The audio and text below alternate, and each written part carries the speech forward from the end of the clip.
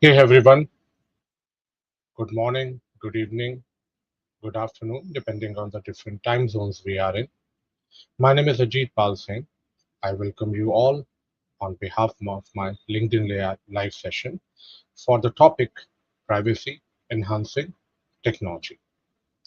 In this topic, we will be discussing about the technologies which we will be requiring to protect the privacy.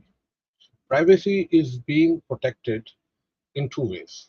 One is through regulations like GDPR, HIPAA, recently DPDP. Now, and also you need technologies to protect the privacy. But we will not directly jump on the technologies.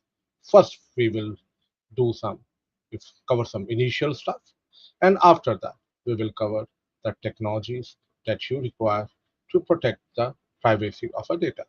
And it is nothing different from the security. It's all security technologies which we are using in security world.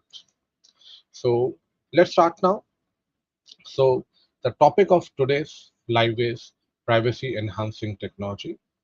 Although yes, it looks like a new thing, but no, it is all security technologies which we are using to protect our data. Because privacy is what?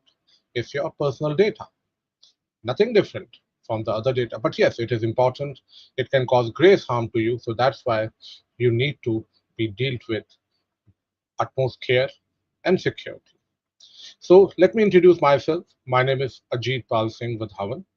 I have 20 plus years of experience in IS audits, security operations center, security testing, compliance, regulation, and privacy. I have headed security operations center. I worked in SOC, the hardcore technology, for around 15 long years. And last 6 years of my career, now I have moved as a freelancer. Now I'm working as a freelancer. The last 6 years, I was into compliance, risk management, privacy. Training wise, I have around 20 plus years of experience. I've conducted 500 plus training sessions on CISA, CISM, CSSP, CCSP, C-Risk, SSCP, and Security Plus. I'm more into defensive management security. I am an ISC2 authorized trainer for CISSP and CCSP, and ISACA authorized trainer for CISA, CISM, and C-Risk. I've done a lot of certifications. I have around 20 plus certifications and still going strong because I believe certifications are the best way and organized way to learn about some technology in a disciplined manner. So let me take you through agenda. First one is I will take you through introduction. What is privacy? Why it is required? Privacy landscapes. And then we will cover privacy enhancing technology. In the end, questions if you have any. So, what is privacy? Privacy is a right to control how your personal information is collected, used, and shared. It focuses on protecting your personal and sensitive information from unauthorized access or disclosure. It's like you can take a decision about your information, that what information you want to share it with people and company, and what information you don't want to share it with the entities, companies, and other people. Remember, in 2018, Government of India has made it mandatory for everyone in India to share, to get their Aadhaar card linked with mobile number. We were not given any choices. So that was what? It was made mandatory without asking, without bothering about what we want, whether we want to share the details with the telecom provider or not. So that was an invasion of privacy. Similarly, in 2020, WhatsApp changes the WhatsApp policy, privacy policies during the COVID, and they didn't inform us. They informed us, but they didn't take a consent from us, and we have to agree to that policy. That was also invasion of privacy. Privacy is what? I can take a decision. It's my policy. What information I want to share it with people and what information I don't want to share it. But yes, there are certain conditions where you don't have choices. Like when you're going for, let's love, for example, in India, Aadhaar card number, they want your fingerprint. And that is for the execution of contract. You can't say no. If you're purchasing something, like so in that case you have to give Aadhaar card, you have to give your address, which is also kind of a personal information which is necessary for execution of contract. So every time you can't say no, because sometimes things are required for the execution of contract. So it provides strong privacy practices which build trust between individuals and organization by ensuring transparency and accountability in data handling. For instance, when using a fitness app, privacy ensure that your health data isn't shared with advertiser without your consent. I remember around 4 years ago, I purchased an health insurance policy. Means I was in a process of purchasing an health insurance policy. So I had purchased it through Yes Bank. Yes Bank had my personal data, and they had to provide my personal information to ICICI Bank. So they took a consent from me, and that we need to provide this information, and ICICI will use this information only for your policy purpose, nothing else. So that is what privacy. Why it is important? Privacy focus on protecting personal and sensitive data from unauthorized access or disclosure. In today's world of data, where everything is online, so I would say go to, just for an example, go to any generative AI like Chat GPT, Perplexity, anyone, and just ask something about you if you are a regular user. You will be amazed to see the kind of information they will provide you about yourself, which even you were not aware of it.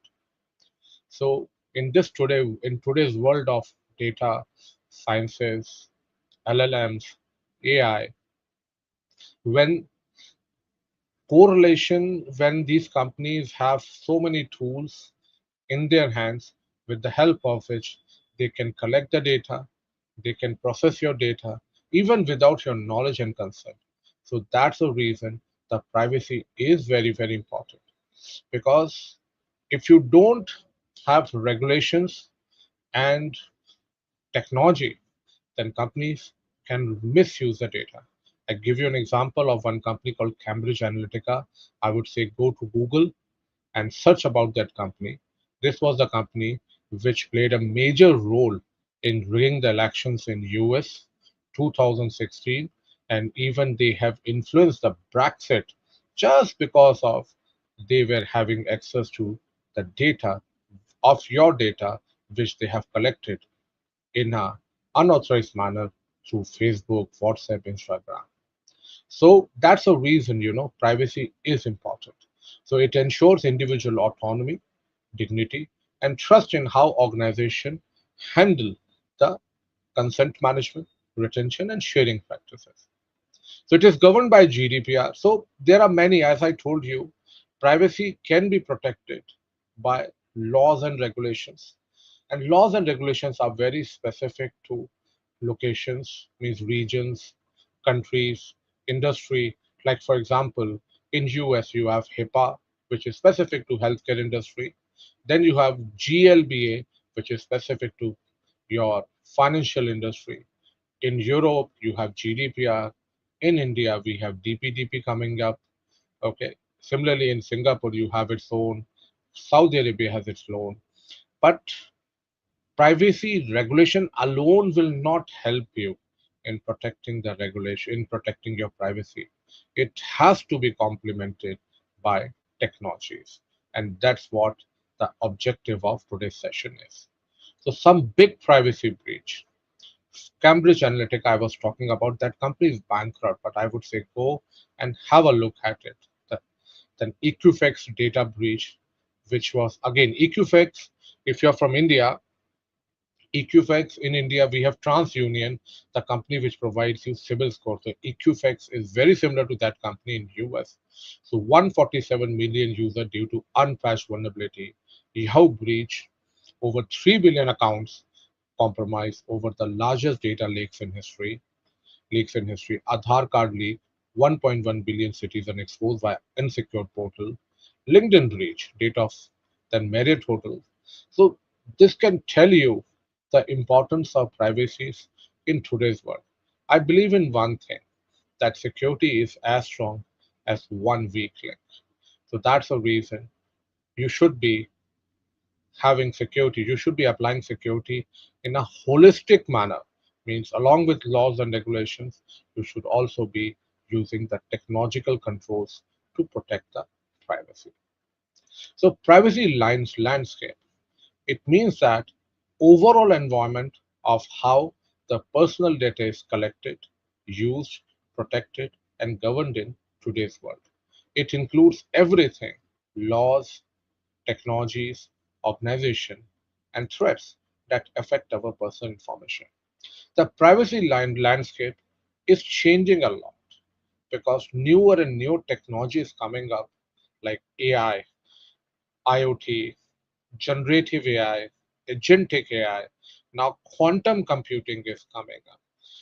We all are very, we all feel safe when we hear about encryption, that our data is encrypted, we are safe. But there is a quantum computing coming up, which is one of the biggest threat to encryption, especially asymmetric encryption, which is kind of backbone of today's encryption industry. There is a attack called harvest now, decrypt later, which means that even your data is encrypted. They are stealing your data in an encrypted form because they know that sooner or later they will get access to the quantum computing and they will be able to decrypt the data. Think about classified government files when someone will be able to decrypt it later on, the kind of chaos that they will create in relations between the different countries. So think of the privacy landscape like the weather of the data, sometimes sunny, good laws and protection, sometimes stormy, data breaches. Organization must adapt to stay safe and compliant. The privacy landscape defines how personal data is handled globally. It is influenced by technology, law, and public expectations. So Europe is one of the place. Europe is one of the region which were the first one to come up with the privacy regulation. Now it was first they came up with data protection directives, and now they have the regulations. Europe is really a pioneer in coming up with in regulations and introducing regulation like they have come up with EU AI Act also, and they were kind of the pioneer in coming up the privacy regulations in the Europe because they are pretty much particular about the safety of their citizens and even the resident. As I already mentioned, I will cover that thing later on in some other webinar that you require regulations and technologies both. And it should work hand in hand. And when we talk about security, security is all about defense in depth and layered approach, where which means that you have to apply security in a holistic manner. Like you should be having policies, procedures, you should be having physical controls, you should be having a technological controls. So similarly, for privacy here, it's not only about regulations and privacy policies. We should also think about technology. But before we deep dive into technologies, let's have a look at some privacy terms. What is we called as PII? One of the very important PII stands for personally identifiable information. It refers to any data that can identify or distinguish a specific individual.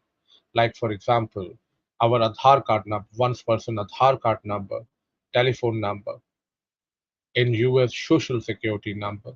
Similarly, you have credit card number, health insurance number, all comes under PII, personally identifiable information. Then we have PHI. PHI is more of a European US term. In US, we have a regulation called protected health information. It is any health related information linked to an individual. In US, you have a regulation called HIPAA, which mandates the protection of PHI. Like I am COVID survival, definitely, yes, no harm in saying it here. So yes, I was hospitalized for a month in 2021. I'm a COVID survivor, so this is what my health related information. So yes, it can be misused. Definitely, if someone we are good. Look, I told you there are good people and there are very very bad people available in the world, and any information about yours can be used by or misused by hackers. Like for example, like I was COVID, I was hospitalized, so someone can use this information to carry on some social engineering attack. So in US, you have HIPAA and high tech, which mandates the protection of PHI data. This is very specific to US. Similarly, you have proprietary data. It refers to any data that helps an organization maintains a competitive edge. It could be a software code developed, it could be technical plans for product. So when I say examples of proprietary data, intellectual property like copyright, then we have patents, trademark, trade secret, that all comes under proprietary data. So it is companies' responsibilities with the help of technology to protect the proprietary data. Like for example, PepsiCo trade secret of their secret recipe of their cold drink. It's being I was watching one episode of Mega Factories in Discovery. The person was responsible for, okay, one person who was every day who was involved in manufacturing of data. He was every day he was involved in manufacturing of the data, manufacturing of drink, but he was not aware of that what is the concentrate of that PepsiCo drink. It is being said that only two people knows that concentrate properly, and these two peoples are not allowed to travel together. So then we have, so these are some of the terms specific to privacy. Now we will look at the privacy enhancing technology. So privacy enhancing technology are tools. They are tools with the help of which, so there are tools with the help of which you can protect your personal data while still enabling data use and analytics. So they allow organization to process or share data without exposing sensitive information, balancing innovation with compliance. So when we talk about privacy data or any data, it exists in three states: data at rest, data in transit, and data in use. So this one means privacy enhancing technology. It should be able to protect the data in all the three states. When I say data at rest, you can use encryptions, you can use anonymization, you can use access control, even tokenization. For data in transit, you can use TLS, you can use IRM, DRM, you can use dynamic data masking. Similarly, for data in transit, data in use, normally this is the phase which is more vulnerable, because even your data is encrypted. In order to process it, you have to decrypt it, which makes it more vulnerable. So earlier there were nothing available, there were no technology available, but now they have come up with the technology called homomorphic encryption, which allows you to protect your data even in use form. So it allows you to process your data without getting decrypted. So these are the different technologies. Okay, data masking, pseudonymization, anonymization, tokenization, data loss prevention, IRM, DRM, information rights management, digital rights management, encryption, and then you have homomorphic encryption. So these are all security technologies, correct? So someone says that look, lot many lawyers and regulation people, they do privacy certifications, but they need to learn the technologies also. So, what is data masking or obfuscation? The best example I would say is when you go to ATM and then you enter your PIN. So, PIN automatically get masked. That is what data masking. Recently, around 4 months ago, now you see everywhere in a mall. If you visit mall, be it KFC or be it any shop or any vendor outlet, KFC, McDonald's. So you will see that you have to give an online order. There is a kiosk available. So I was standing outside giving an order for KFC popcorn chicken. My daughter loves it. So there were three people standing behind me, and I was giving or entering my phone number. For a second, I got skeptical that people are standing behind me. They can see my phone numbers, but I was relieved to see that my phone numbers were getting masked in that kiosk. So that is what data masking. So there are many uses of it, data masking. Like for example, you are in an organization, especially software development environment, you have production data and you have production environment and you have testing environment. In a testing environment, you need data to test the software, and you cannot use production data in a non-production or testing environment. So in that case, with the help of masking, you can create an unauthentic and secure set which you can use it for testing environment. So this is what data masking. This is normally we call it as static data masking. Similarly, we have dynamic data masking. Like for example, there is a there is a shipping clerk and there is a customer service executive of a DHL. If a customer calls a customer service manager, the customer service executive will not be able to see the shipping address of a customer because that information is masked.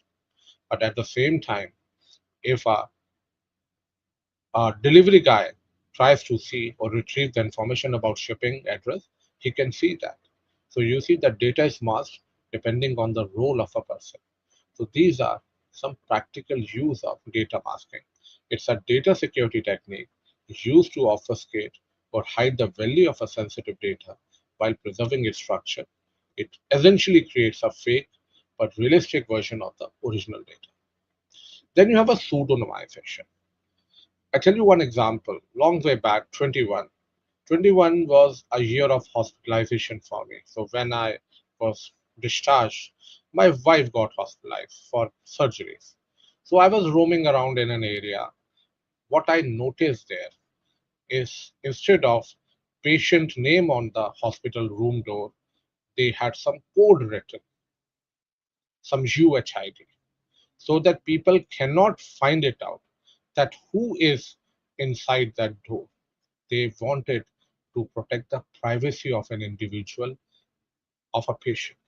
So you do have a separate database where you have a mapping between that code or pseudonym and the original patient, but in a separate database of a hospital. But a person who is an outsider will not be able to find it out that who is inside that door. So it is a process of using pseudonyms to represent the other data, preventing the direct identity of an entity. Like remember long way back India when there was a call center boom in India. So to 98 to 2004, I would say that was a time. So people, the agents in India were given some English names so that they can sound familiar, their names sound familiar with the individuals whom they are talking. So, but they have a separate database where the mapping between the original name and agents were there. So those names were called pseudonyms.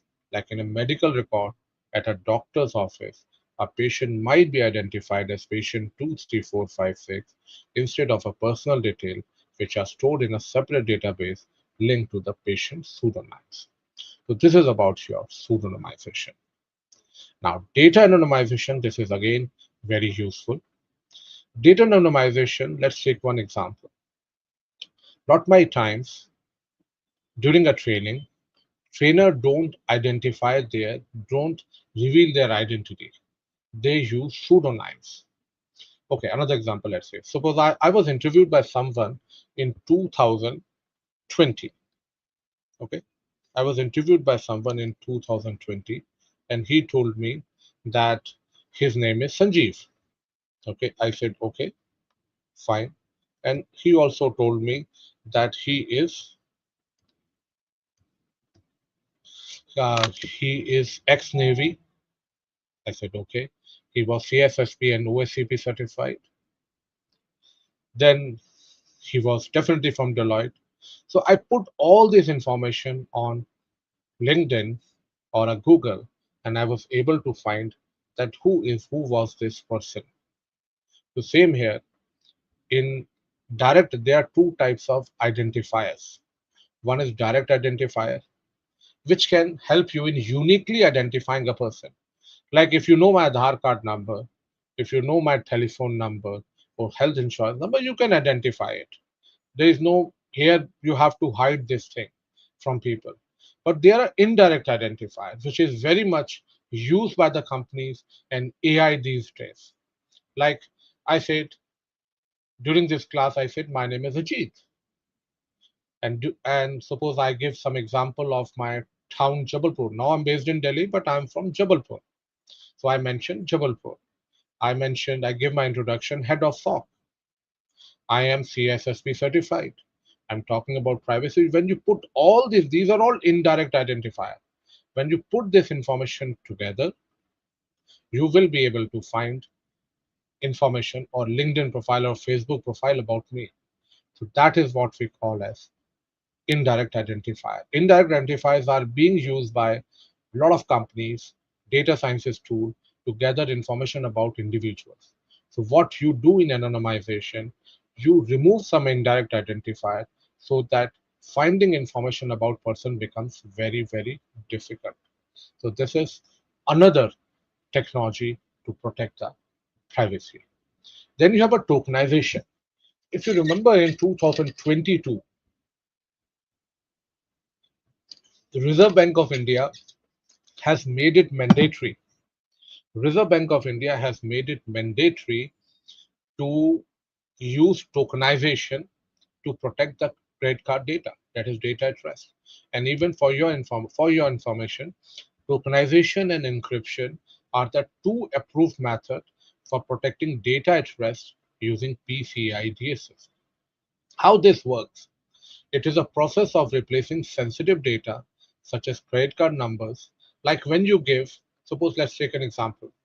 You are giving your data to Netflix, your credit card.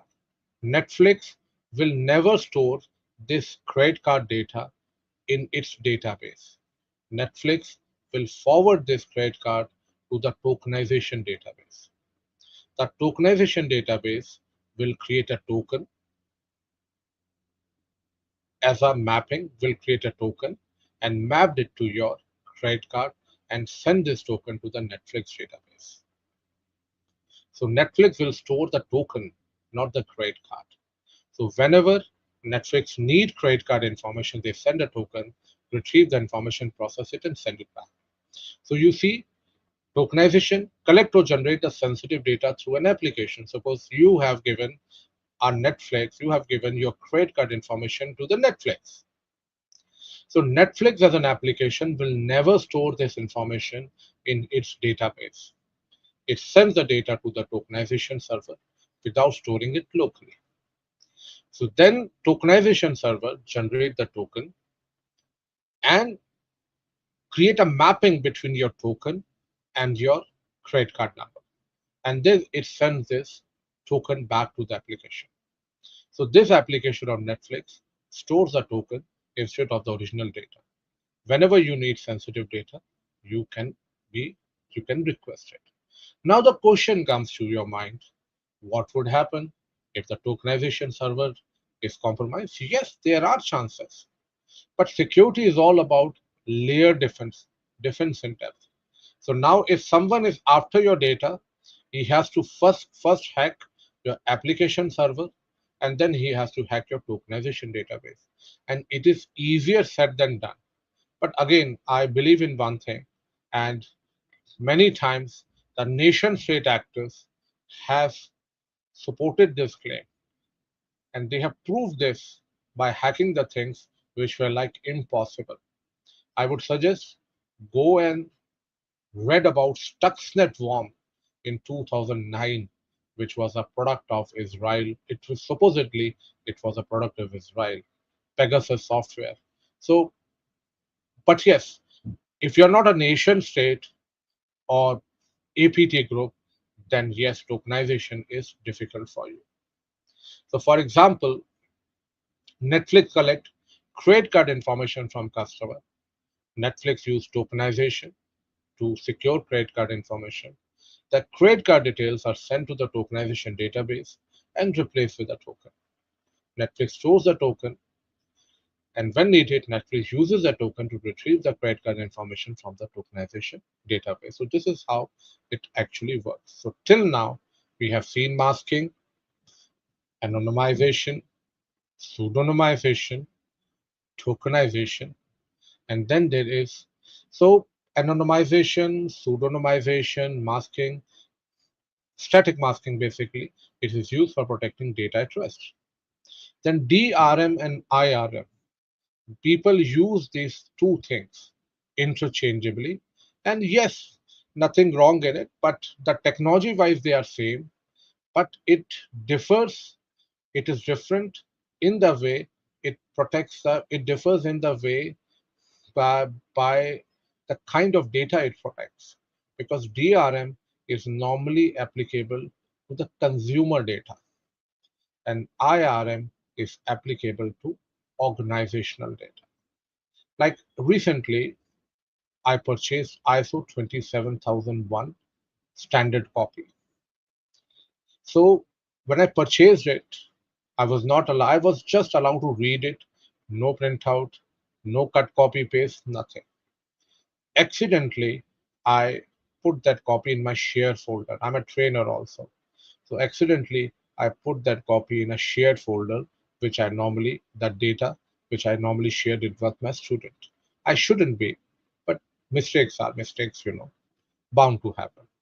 So someone accessed my copy. They found it that I am misusing or sharing my data. Even my access was revoked. So that is what DRM. Sony, they used to, and they have faced a lot of criticism.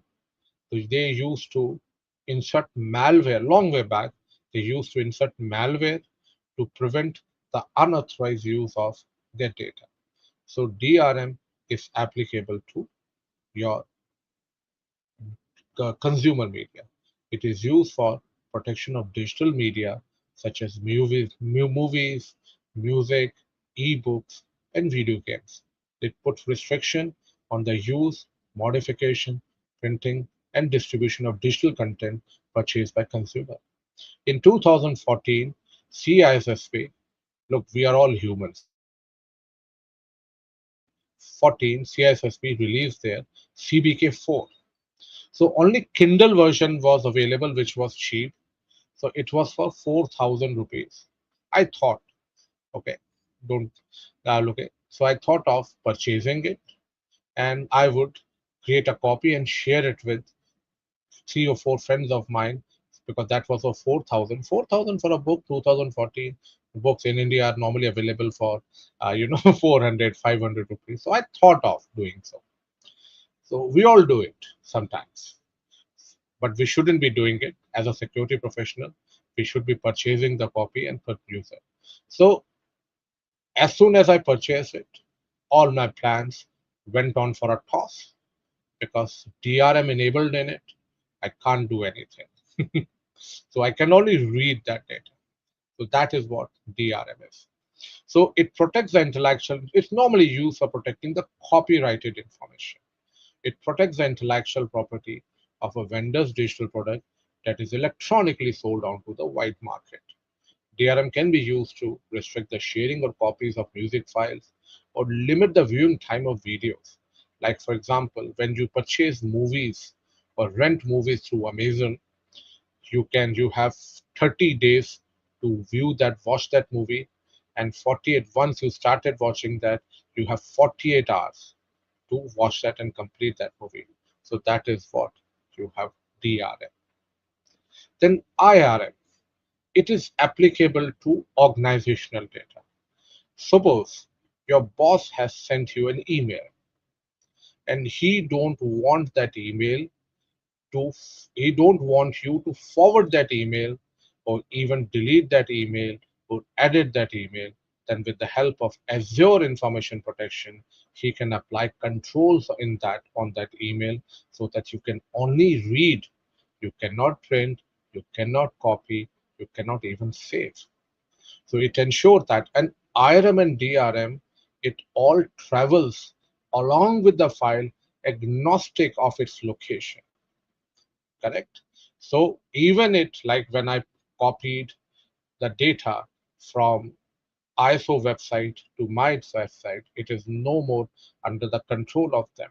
But no, they have controls in place with the help of which they can controls the misuse of a data. Like now these days I'm preparing for AAIA and AAISM. So Izaka has given me access to those files, but I can only read it by logging onto their website. I can't take printout nor a screenshot, nothing. So remember, DRM is applicable to consumer data and IRM is applicable to your organizational data. Both are same. Both purpose is same, objective is same, but their scopes are different. And lot my times people use it in these two terms, people use it interchangeably. Then DRM functions, it provides you persistent protection, tracks the content regardless of its location, automatic expiration. I purchased one exam practice test. I was given license for 3 months. After that, automatically it expired. Like when you rent movies for a month, it's available for a month, and it continuously audit with that thing, and it has a restriction on replicating the data. And if it finds that you are misusing it, they can revoke the rights and they can modify the ACLs on a go. So these are DRM functions, DRM, IRM, which is another control. Then we have DLP. Some people call it data loss prevention. Some people call it data leakage prevention. Meaning is say, look, there are two types of controls. There are two types of filtering. Ingress filtering, which is filtering the data which is coming inbound, and egress filtering, which is filtering the data going outbound. DLP is primarily an outbound or egress filtering tool. Like, for example, I am working in a credit card company. Credit card company doesn't want me to share the credit card details of the customer to the outside people. Then with the help of DLP, they can control that. It implements a set of controls to ensure that data is only available to the authorized users and system. It helps you in prevention of exfiltration of a data to unauthorized people. It helps in maintaining regulatory compliance. It focuses on protecting against external threats. So how will you implement DLP? It's not like that one day you wake up and you say, let's do something challenging and implement DLP. DLP, it require a holistic approach. You should be having knowledge of complete flow of a data. First of all, you need to know what data you have, what assets you have, identify the data, classify the data, then plot the flow of a data, means how your data flows, and then perform risk assessment, determine the DLP solution. When I say DLP solution, there are three types of DLP solutions available. Network DLP, which is used for protecting, which you normally implement at the gateway. It protects your data in transit. Then you have then you have uh, your storage DLP, which you normally installed on servers, which is used for protecting data at rest. Then you have endpoint DLP, which is installed on endpoints, which is used for protecting data in use. So which one you want, you should be aware of. You should be aware of it. And then once you implement it, there are chances that false positive, false negatives increase. Don't get deterred by it. Okay, work on it. Reduce the false positive and false negative over the period of time. Your rules will get fine tuned, and that will result in a reduction of false positive and false negative. So DLP, in simple words, it helps you in ensuring that data is shared with the right people and no unauthorized data is being exfiltrated out of the organization. Then we have encryption. Encryption is one of the most powerful privacy enhancing technology used to protect data from unauthorized access. What is encryption? It is a process of converting a data into unreadable form, ensuring only authorized user can access it. So encryption can be used for protecting all three states of a data. Data at rest, symmetric encryption. AES 256 is considered as one of the strongest encryption method available. Data in transit, TLS, IPsec VPN, and data in use, homomorphic encryption, which I will cover it in the next slide. So encryption is one of the very strongest tool available, most powerful tool available. But again, with quantum computing coming up, encryption is at great risk. Then we have homomorphic encryption. It converts data, as I already mentioned. You have a lot of controls for protecting data at rest and protecting data in transit. Data at rest AES, data in transit TLS IPsec, but not many controls were available earlier which can protect data in use form. Because even if you have encrypted the data, you have to decrypt it in order to process it. And this is the point which makes it very vulnerable. So that's the reason industry has come up with homomorphic encryption, which can help you in protecting data in encrypted form, which can help in protecting data in use form also. How it works, it allows you to process the you because earlier you have to decrypt the data in order to process it, but now you don't have to decrypt the data to in order to process it. You can process your data in an encrypted form itself. So this is very helpful, especially in cloud computing, because if you have shared the encrypt, you have stored the encrypted data in a cloud, and you want cloud people to process it, then you have to share the keys with the those people who were processing it. So, but now you no need for encrypted key value for operation. You can process your data in an encrypted form itself. So these are some of the tools and techniques which you can use it for protecting your data in privacy. So this is all about your privacy enhancing technology. There are many certifications available. Look, these are the technologies you can learn it in CSSP, CompTIA Security Plus. It's covered. But if you really want to move into privacy, then I would say CIPT, where which talk because there are three kinds of certifications available. So IAPP, International Association of Privacy Professional, they have three lines of certification: CIPM, Certified Information Privacy Manager. Then they have CIPP, which is Certified Information Privacy Professional. Certified Information Privacy Professional is further categorized into European regulation, APAC regulation, and US regulation and Canada regulation.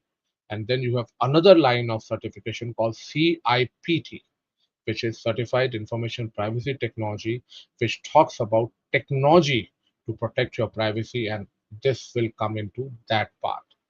PM is privacy management, the processes and all. PPE is more related to regulations, and CIPT is the one which is more related to technology. So it's up to you which one you want to go for. If you want to go for one, then go for CIPP. depending on the area you are in. If you want to go for two, if you're not already CISM, then go for CIPM and CIPPE. But if you're already CISM or CISSP, then my suggestion is go for CIPP and CIPT. And there's another one which they have come up with, AIGP, that Artificial Intelligence Governance Professional, that is for governance part. So this is about privacy. Privacy is really gaining popularity in today's world. Today's era is all about specialization. Privacy is a specialist field, but again, there is no respite from technology, because even you are into privacy, you need to learn technologies in order to process your or protect your data. So privacy is a combination. If you want to move into privacy, then you have to work on two fronts. One is a technology, and second one is a regulation part. Okay, so thank you very much. If you have any questions, feel free to ask. I'm not seeing any questions in a chat. If you have any questions, feel free to ask on a chat. I can answer it.